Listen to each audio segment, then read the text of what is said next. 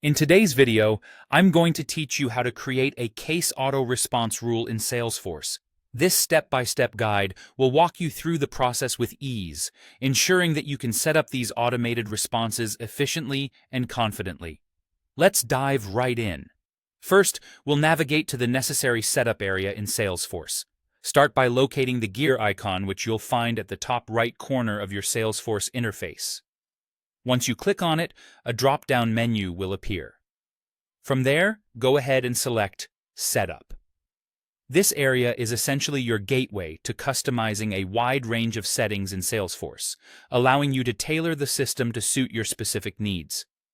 Now that you're in the Advanced Setup area, it's time to use the Quick Find box located at the top of your screen. In this box, type in Case Auto Response Rules. As you type, you'll notice the search results narrowing down, making it easier to find what you're looking for.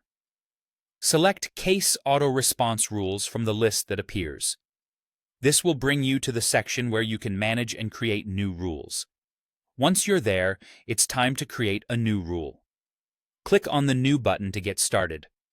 This is your starting point for setting up the auto response logic that will serve as the backbone for automated communication. As you create this rule, it's crucial to give it a descriptive name. This doesn't just help you, but also assists your colleagues in quickly identifying the rule's purpose at a glance, which is particularly useful in a collaborative work environment. On this setup page, you'll see an option to mark the rule as active. Be sure to check this box to enable the rule immediately. This step is essential to ensure that the rule begins working as soon as it's saved, without any delays. After you've named and activated the rule, hit Save. At this point, you've laid down the basic framework for your new rule. With that completed, click on the rule's name to open it for further configuration. This is where you'll define the specific conditions that trigger the auto response. Click New Rule Entry to start specifying these conditions. Here, you can set the sort order, which is a simple numerical ranking. Remember, lower numbers represent higher priorities, so using 1 can signify that this is your top priority rule. Next, define the criteria that need to be met for the response to be triggered. For instance, you might specify that case origin equals email.